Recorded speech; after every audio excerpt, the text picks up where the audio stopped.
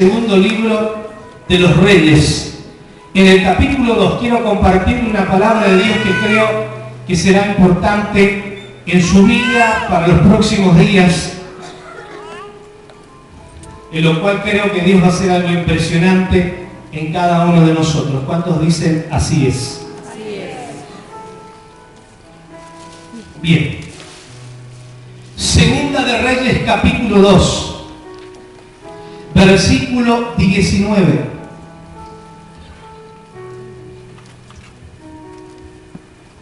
Si lo encontró, diga conmigo amén, por favor. Amén. Dice así la palabra del Señor en el nombre de Jesús. Luego los habitantes de la ciudad le dijeron a Eliseo: Señor, como usted puede ver, nuestra ciudad está bien ubicada, pero el agua es mala y por eso la tierra ha quedado estéril. Diga conmigo, la tierra ha quedado estéril. Versículo 20 dice: tráiganme una vasija nueva y échenle sal, les ordenó Eliseo. Cuando se la entregaron, Eliseo fue al manantial y arrojando allí la sal, exclamó: así dice el Señor, yo purifico esta agua para que nunca más cause muerte ni esterilidad. Diga conmigo, las aguas son sanadas y la muerte se va. Versículo 22 dice: a partir de ese momento y hasta el día de hoy, el agua quedó purificada según la palabra de Eliseo. Diga conmigo, según la palabra, las aguas fueron sanadas. Cierra sus ojos, levante su mano derecha al cielo. Vamos a orar. Padre, la palabra dice que tú siempre nos escuchas. Y yo sé que tú has escuchado el clamor de tu pueblo y el clamor de muchos aquí adentro. Señor, que hoy te han pedido exclusivamente por una palabra. Sé que hay gente que viene por una palabra específica, que ha atravesado las puertas, Señor, de este lugar en esta noche, esperando una manifestación tuya especial en sus vidas. Yo oro por esas personas, ora por milagros, oro por sanidad, oro porque tú siempre llegas a tiempo, Señor. Yo bendigo las manos que se levantan y que están diciendo: Dios, dame respuestas en este tiempo. En el nombre de Jesús declaramos un tiempo de milagros, un tiempo donde tu presencia desciende en medio de tu pueblo para manifestar lo sobrenatural en el nombre de Jesús. Amén y amén. Gloria a Dios. Hermanos, este pasaje de Segunda de Reyes nos cuenta la historia de una ciudad que necesitaba la sanidad de sus aguas porque sus aguas eran malas y estaban contaminadas. Escuche, comúnmente toda ciudad que se funda o todo lugar que se coloniza siempre se busca el agua. Incluso uno de los grandes problemas en el siglo XXI y que se acarrea desde el siglo pasado es la necesidad del agua dulce en el planeta. Hay mucha gente, hermanos, de Europa y distintos países del mundo que buscan comprar y ser propietarios de lugares de agua dulce, tanto en la Patagonia Argentina como en el sur de Chile, porque esperan preservar o tener recursos de agua, porque se estima que dentro de unos años, de aquí al 2020, el barril de agua tendrá el mismo valor que el barril de petróleo. Mire si no es importante el uso del agua. Las ciudades que estaban en aquellos lugares disfrutaban de agua potable para beber y para cualquier uso doméstico o familiar, pero en ese momento, al llegar el profeta Eliseo, donde está a punto de manifestar uno de los milagros a causa de la manifestación del poder de Dios sobre su vida, aparece esta gente esperando de que las aguas que estaban en la ciudad fueran curadas, porque en realidad las aguas eran malas y eran contaminantes para todos los que estaban y los que habitaban en esa tierra. Diga conmigo, las aguas necesitaban ser sanadas. Entonces el profeta lo primero que pide es una vasija, y lo segundo que pide es que sea traída sal. Diga conmigo, sal. ¿Cuántos tienen problemas con la sal? A ver. ¿Quién tiene problemas con la sal? Ya la hermana. ¿Qué más? ¿Problemas con la sal? ¿Alguien más? Gente que dice, mirá viejo, tenés que dejar la sal porque si no, la cuchara, el corazón por ahí sufre algunas arritmias que traen ciertos problemas a consecuencia de ello. Pero quiero decirle que la sal ha tenido una importancia muy grande en la religión y en los pueblos. Históricamente, la sal tiene muchas propiedades. Todos sabemos que el cloruro de sodio, la sal, una de las cosas que tiene es la capacidad de conservar los alimentos, ¿sí o no? ¿Cuántos se dan baños de sales?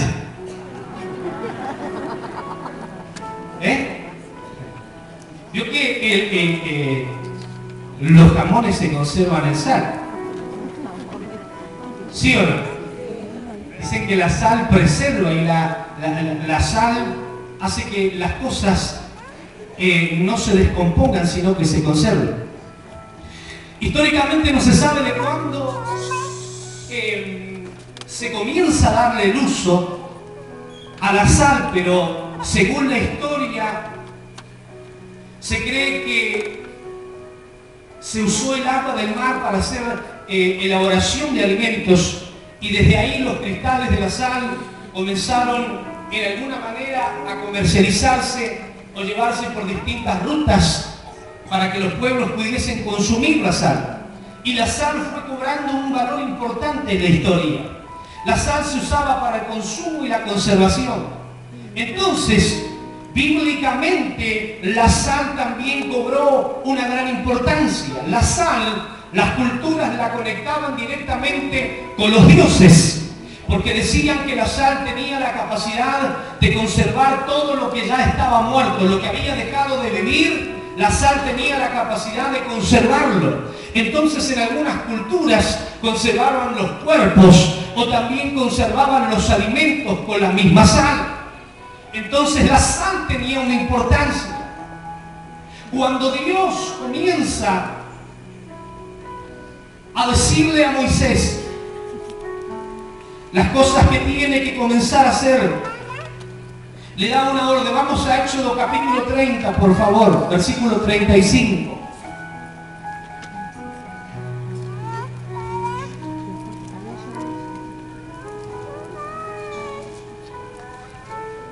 Bien.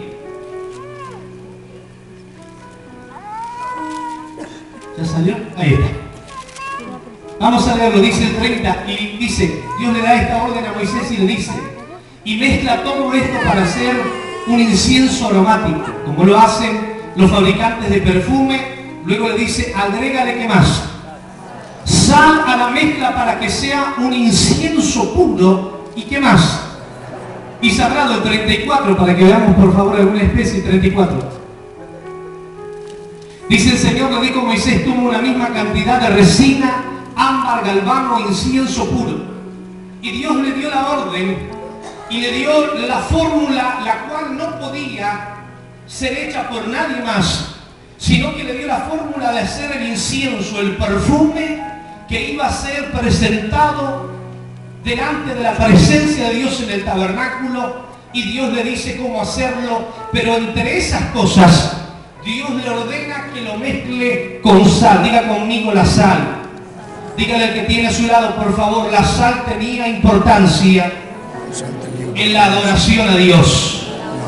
Mateo capítulo 5, versículo 13. Quiero posesionar la palabra en algunas cosas que dijo Jesús.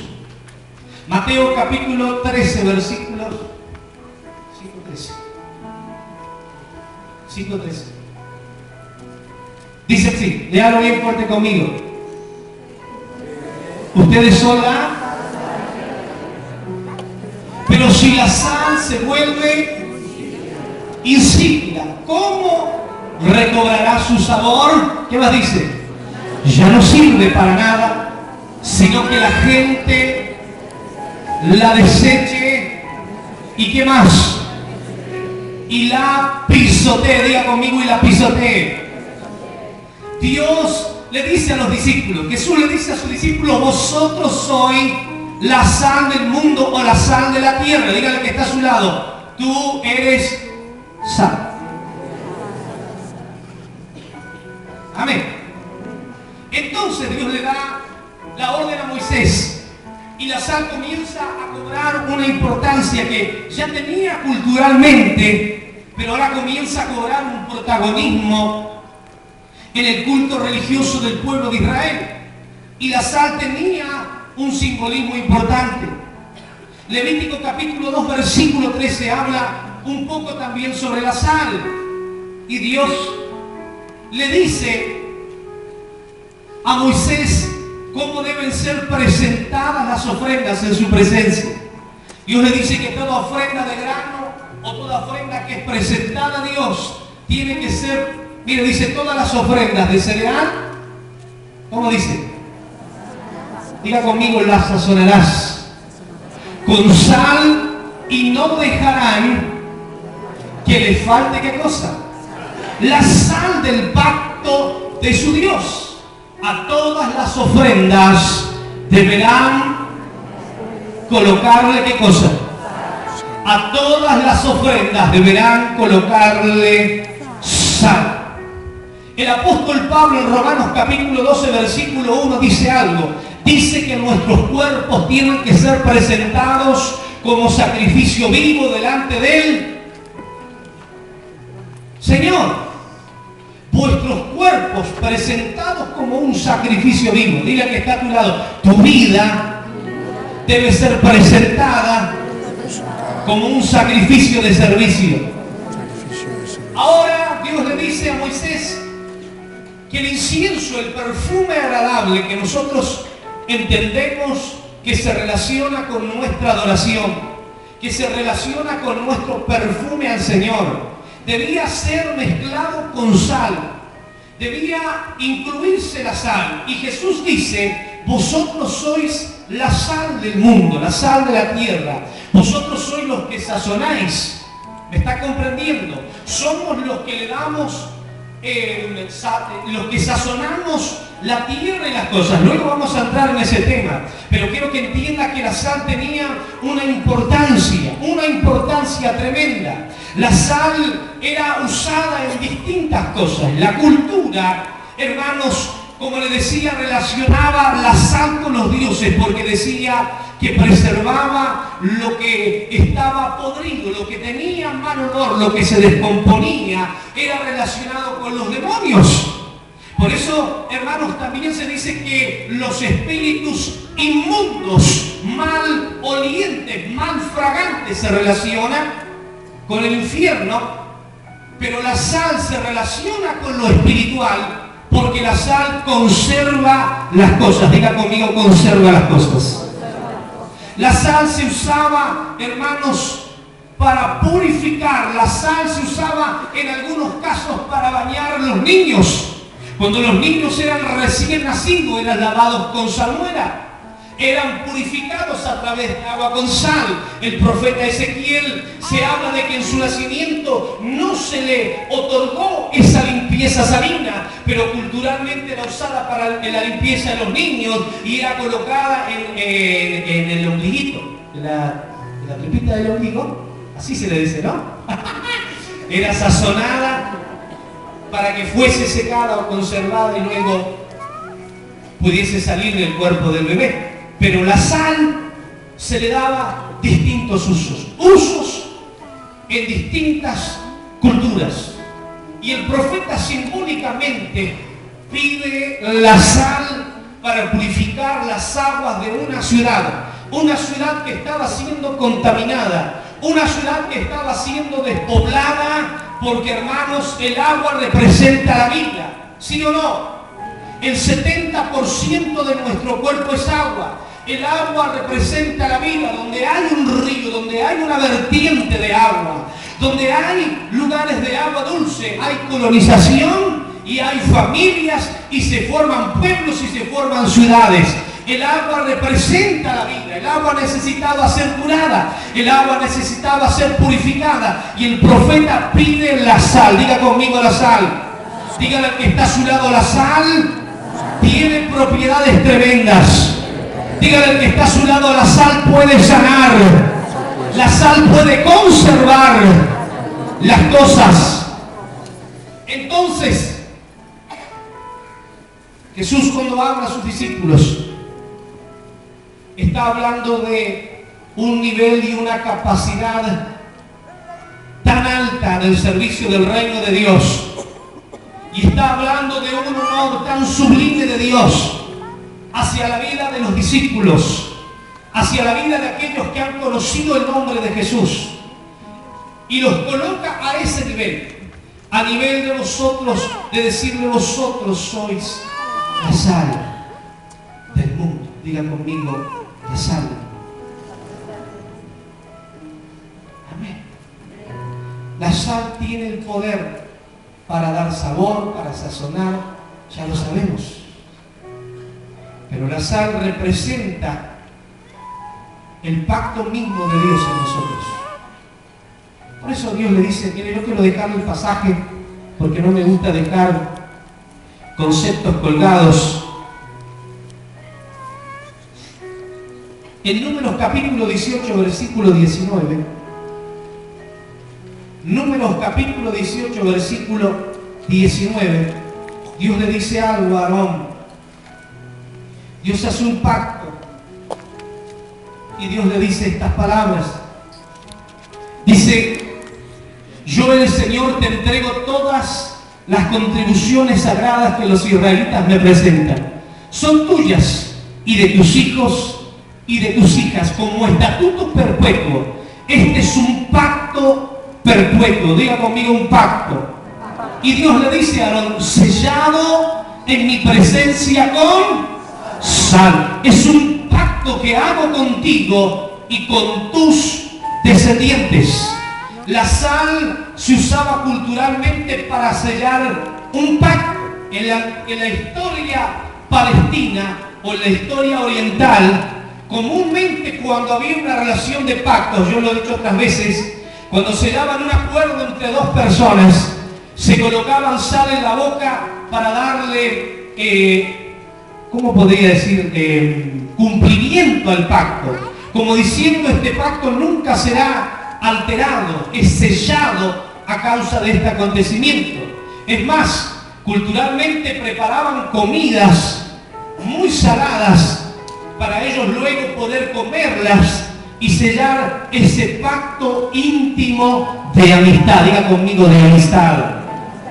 Entonces, Jesús, cuando mira a sus discípulos, luego de hablar ahí luego de hablar en el capítulo 5 de las bienaventuranzas del monte, luego de decir estas palabras: bienaventurados vosotros cuando seáis perseguidos y vituperiados a causa de mi nombre. Recuerda esas palabras de Jesús. Luego de decir estas cosas, comienza a hablar del honor de ser perseguido, comienza a hablar del honor de lo que es ser apuntado con el dedo, de lo que es ser que hablen mal de ti a causa del nombre de Jesús. Y Él les dice: van a ser perseguidos, pero vosotros sois la sal del mundo. Diga conmigo: la sal del mundo. ¿Me está comprendiendo? Él está diciendo: vosotros sois el resultado de mi pacto. Vosotros estáis para sazonar la tierra, estáis para sazonar las ciudades, estáis para trastornar la historia. Ustedes están para tocar sus generaciones, ustedes están para cambiar su simiente, para transformar su familia. Los que son sal, los que somos del pacto, los que hemos entendido que Jesús murió por nosotros, que Jesús solamente nos vino a redimir nuestros pecados y salvarnos solamente a nosotros, haciéndonos exclusivos. Jesús dio su vida por todo el mundo y está dispuesto a salvar a todos aquellos que están dispuestos. ¿Cuántos dicen amén? Pero Dios necesita gente que quiera ser sal. ¿Cuántos quieren ser sal? A ver, arriba la mano. Diga conmigo: yo quiero ser sal de la tierra. Amén. Veo que por ende despedimos sal, ¿no es cierto?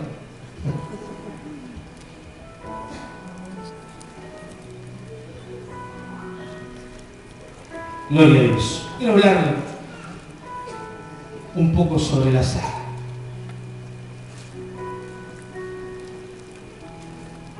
Dice la historia, había un rey llamado Joás, diga conmigo Joás. Este rey asumió a su reinado a los 7 años. A los 7 años de edad, él comienza su reinado y al lado de él estaba el sacerdote Joiada. Así se llamaba este sacerdote, que cumplía con los requisitos de Dios, las leyes de Dios, las normas de Dios. Joiada estuvo al lado de Joás. Joás gobernó durante 40 años. Y durante los 40 años de reinado, Joiada lo apoyó, Joiada lo respaldó, Joiada fue su consejero, Joiada le transmitió la palabra de Dios. Joiada le ayudó a la reconstrucción del templo, llevó a la adoración a la nación. Este hombre de Dios, que comprendía que su vida en realidad estaba para consumar propósitos. Joiada sabía, hermanos, que donde él estaba la atmósfera tenía que cambiar. Él sabía que en el lugar donde Dios lo colocaba las cosas tenían que cambiar. ¿Cuántos están diciendo amén? Amén. Hermano, en los lugares en que Dios nos ubica, en los lugares donde Dios te coloca, son lugares donde usted no puede pasar desapercibido. Es un honor que usted sea sal de la tierra. Es un honor que usted sea discípulo de Jesús. Y donde usted esté, sea vituperiado o no, sea criticado, porque donde vayamos siempre habrá gente negativa. Siempre habrá gente que intentará callar nuestras voces. Siempre habrá gente, hermano, que te dirá: yo no quiero saber nada con tus rollos ni con quién es Jesucristo. Gente que dirá: otra vez se le disparó algo a este loco. Gente que te va a intentar apaciguar, callar, apagar tu voz. Pero eso no quiere decir que en el lugar donde vos estés las cosas no cambien. Eso no quiere decir que en el lugar donde vos estés el ambiente no va a ser transformado. Porque algo dijo Pablo: yo no me avergüenzo del Evangelio, porque es poder y potencia de Dios para salvación. Primeramente para el judío, luego para los griegos.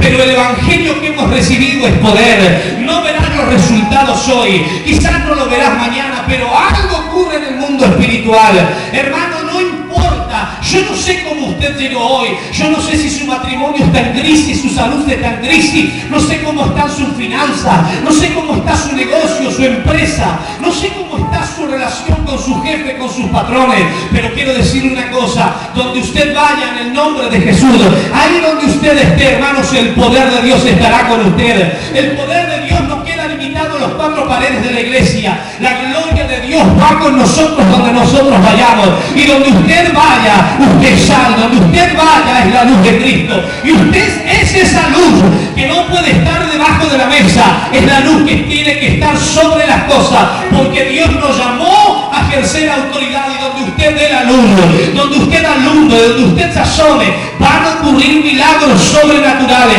Yo no sé cómo estará su fe. Quizá está pasando una crisis, alguna situación difícil, y usted dirá: pastor, estas cosas no son para mí. Usted me dice que yo seré ocasión de sanidad para otro cuando yo estoy enfermo. Usted me dice a mí que seré situación de prosperidad y que sigo llamado a bendecir a otros cuando en realidad yo no soy bendecido. Escuche, el reino de Dios no se limita a tus necesidades. Si estás así es porque Dios te está probando, pero eso no quiere decir que el torrente de Dios, que las aguas de Dios no van a correr a través suyo, porque Dios quiere algo que quiere hacer, es transformar nuestra familia, es transformar Centenario.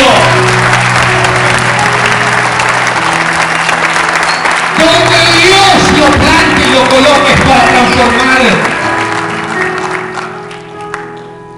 Siempre Dios tendrá Eliseos, donde la gente correrá a decir: necesito que sanen las aguas. Pero tenemos que entender que tenemos propiedad. Diga conmigo: propiedad. Amén. La sal tiene propiedades. Y nosotros tenemos sentido de propiedad. El poder de Dios está en nosotros. Y Dios necesita que donde nosotros estemos nos manifestemos. O sea, no le digo que mañana entre a quemar cubierta, le saque un bombo en el lugar de trabajo. No. Usted debe mostrar a Dios a través suyo. Hay gente que tiene miedo de contar lo que Dios hizo. Hay gente que tiene miedo de hablar de Jesús, pero cuando hablábamos cosas con doble sentido no nos costaba nada. No teníamos pelo en la lengua para insultar, no teníamos pelo en la lengua para hablar mal del otro. Ahora no los tengamos para hablar de Jesús. Amén, hermanos. Este lugar se va a hacer pequeño para la gloria de Dios, pero necesitamos entender quiénes somos en Dios. Hasta que no perdamos la vergüenza de ser cristianos, no veremos lo sobrenatural. Y Jesús dijo, porque el que se avergüenza de él, Jesús también se avergonzará de ellos. Amén. ¿Estamos bien hasta ahí? Vamos al libro de Colosenses, por favor.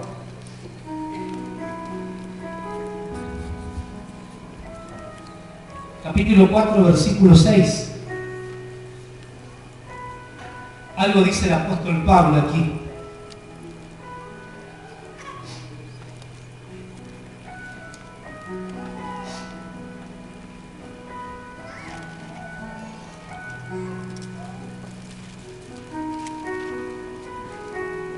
Colosenses capítulo 4, versículo. Le leo desde el versículo 5. Dice, compórtense sabiamente como debo hacerlo. Dice, compórtense sabiamente con los que no creen en Cristo, aprovechando al máximo cada momento como oportuno. Diga conmigo, todo momento es oportuno. Amén. Dice que su conversación sea siempre como anema y de buen gusto. Así sabrán cómo responder a cada uno. Dígale al que está a su lado, me parece que el problema es que no sabemos transmitir quiénes somos y quién es Jesús para nosotros. Mira el que tiene atrás, por favor, dile, cambia tus temas de conversación. Dile, cambia tu manera de hablar, tu manera de actuar, porque no estás sazonando a nadie. Amén. ¿Qué pasó con Joás y Joiada? Joiada, mientras vivió y mientras estuvo apegado a Joás, fueron restablecidas las cosas. Hubo prosperidad porque hubo riquezas para la reconstrucción de la casa de Dios. El pueblo prosperó, la relación del pueblo con Dios fue restaurada, la adoración, la casa de Dios se reconstruyó, entonces comenzó el pueblo a entrar nuevamente en comunión. Y el rey Joás, mientras tuvo la influencia de Joiada, que fue una influencia de bendición, Joás hizo lo correcto delante de los ojos de Dios. Hizo lo correcto delante de los ojos de Dios. Joiada era su consejero, era el que le transmitía lo que había en el corazón de Dios. ¿Cuántos tienen buenos consejeros? Gente que te da buenos consejos. ¿Bien? Joiada estaba ahí. Joiada estaba para sazonar el reino. Joiada estaba para darle sabor al reinado de Joás. Pero cuando Joiada muere, dice que el rey Joás hizo lo malo delante de los ojos de Dios. Mire si no es importante la sal. Mire si no es importante. Amén. ¿Usted sabía que en el lugar donde usted está es de bendición? ¿Usted sabía que en los lugares donde Dios lo colocó, las cosas prosperan a causa suya? ¿Sabía eso, no? Que hay empresas y negocios que no se cierran porque hay hijos de Dios ahí adentro. ¿Sí o no? Que a veces parece catástrofe todo, pero cuando hay un hombre, una mujer de Dios allí, las maldiciones se retienen, se detienen, porque hay alguien que clama el nombre de Jesús. ¿Me estás comprendiendo? Los únicos que podemos detener la descomposición de las cosas somos nosotros. Es usted y soy yo. Usted y yo. Lo único que podemos evitar lo maloliente, que podemos evitar la descomposición de las cosas. Donde hay pecados, donde hay muerte, donde hay droga, donde hay alcoholismo. Yo no sé si usted conoce hogares donde hay gente alcohólica o gente bebedora, ¿no es cierto? Que es ¿Sí o no? ¿Qué me dicen las madres cuando a veces abren las puertas a sus hijos que llegan a la mañana emborrachados o embriagados? Dígame si no es algo traumático, algo duro. Que yo lo viví. Yo me sentaba codo a codo, recuerdo, a beber con mi padrastro y bebíamos toda la noche y bebíamos bebida fuerte. Y a veces empezábamos los sábados a las 9 de la mañana a tomar whisky y era el otro día, 12 del día, y seguíamos bebiendo y salíamos a comprar asado y seguíamos bebiendo hasta el otro día. Y yo recuerdo que había tomado tanto poder el alcohol en mi cuerpo que yo llegaba del trabajo, llegaba de la escuela y lo primero que me preparaba era un vino con soda sin que mamá me viera.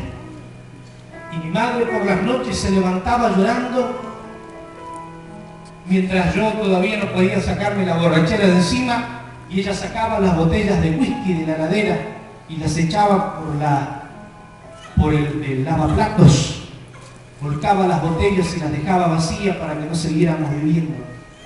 Y esa madre que no conocía a Jesús, pero que sí tenía el mejor testimonio de su madre, que había sido evangélica, mi abuela, y que siempre oró por nosotros.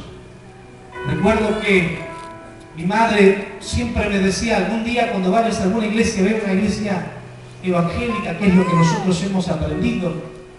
Y recuerdo que esas experiencias de tanto dolor y traumas emocionales que tenía me impulsaban a seguirlo haciendo hasta el día en que conocí a Jesús. ¿Me está comprendiendo? Cuando conozco a Jesús, me agarró más sed. No, de verdad. Y le empecé a dar más duro todavía.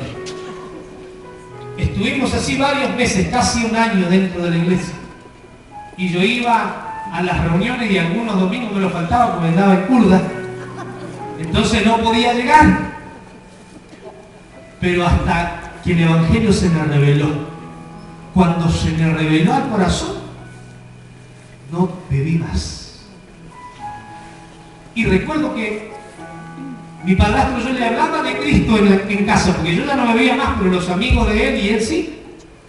Y cuando yo le hablaba de Jesús, se enojaba conmigo, me insultaba. Y algunas veces salíamos afuera porque quería pegarme y yo me escondía en una leñera que había atrás de casa para que él no me encontrara. Y una vez que él se iba a dormir, embriagado, mi madre me salía a buscar afuera y me decía: hijo, ya podés entrar.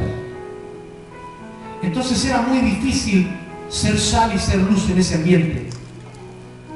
Pero yo recuerdo que la primera vez que prediqué, que me dieron la oportunidad de predicar el evangelio, que hablé sobre el profeta Eliseo, a esa reunión yo lo invité a mi madre y a mi padrastro. Y antes que termine de predicar, ellos cayeron de rodillas delante de los pies de Jesús. Y de ese día él nunca más se emborrachó. Nunca más. Cambió su vida. Y cuando nos vamos de vacaciones, a veces yo paso fuera de su dormitorio a la mañana o a la noche, y él está arrodillado, orando a Dios, clamando a Dios para que su familia, sus sobrinos y los demás también sean sazonados por el Evangelio de Jesucristo. Amén, hermanos. A veces parece que no tenemos la capacidad de transformar la atmósfera, pero Dios sí nos escucha. Y Dios en el momento oportuno va a hacer lo que tiene que hacer. Porque en el cielo hay un tiempo para todo, un tiempo para reír, un tiempo para llorar, un tiempo para todo. Pero viene ese tiempo que es el tiempo de Dios, el tiempo de la bendición, donde Dios nos alcanza con sus respuestas y sus milagros. Alguien dijo que Dios tarda pero nunca olvida. Y mi Dios nunca llega tarde, Él siempre llega a tiempo. Él sabe cuándo lo va a hacer. Está escrito el día, la hora y el momento. Diga conmigo: ya viene. Amén. Póngase de pie, por favor. No hay honor más alto que ser la sal de la tierra. No hay honor más alto para un hombre y una mujer de Dios el sazonar esta tierra. Y esta semana es una semana clave. Diga conmigo: es una semana clave. Esta semana, hermanos, vamos a tomar un compromiso. Yo no tengo sal, no voy a arrancar. Pero vamos a tomar un compromiso. Vamos a hablarle de Jesús a esa persona que nunca nos imaginamos que le íbamos a hablar. Amén. esa persona que le decís, pastor, pero hace como 2 años que no lo saludo porque me tiene una bronca. Me ha maldecido tantas veces que lo borré de mi lista de amigos. Ya no le pongo más me gusta, lo borré de mi Facebook.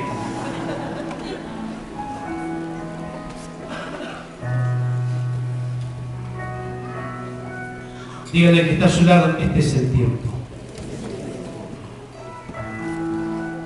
Guarda que no se vaya a despertar. Dígale más fuerte, este es el tiempo.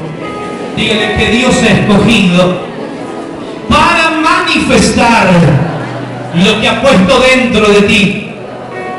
Dile, Dios te llamó a su reino, no de balde, sino con un propósito. Y Dios hará un milagro a través de ti. Amén. Nosotros somos como vasijas, diga conmigo, como vasijas. Como cuando el profeta dijo, tráiganme una vasija y llénenmela con sal. Amén. Llénenmela con sal. Esos lugares malolientes van a ser transformados a causa de nosotros. Diga conmigo, amén. Tome la mano del que tiene a su lado, por favor, yo quiero invitarlo. Y dígale, déjame tener el honor de tomarle la mano a una hija o un hijo de Dios que vive una vida con propósito. Dile, tu vida no es guiada por las circunstancias. Dile, tu vida tiene un propósito. Y ese propósito va a ser concretado por Dios. Dile, Dios quiere que te manifiestes en los lugares donde tú estés, porque Dios hará milagros sobreabundantes. Diga conmigo, amén. Hermanos, yo quiero decirle, si esto